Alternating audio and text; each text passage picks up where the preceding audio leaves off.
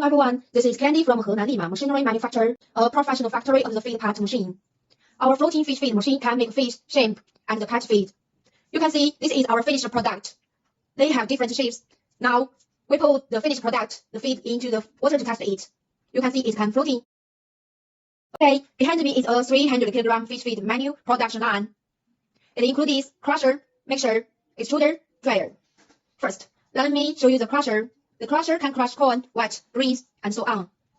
Next, we pour the materials from the crusher into the mixer and mix for 3 to 5 minutes. The next step is our extruder. We need to put the mixed materials into the feeding hopper. Okay, follow me, come here. And then the materials through the screw to form a floating feed. The temperature of the feed just came out. It is around 70 to 80 degrees, and it has 20% moisture. So we need to reduce its moisture to 10%. So we need a dryer. Next, we pour the floating fish feed pellet into the dryer. The dryer can make feed dry quickly, and then we can pack and store it for a long time. This production line is suitable for farmer and the new beginner. It is very easy to operate. Thank you.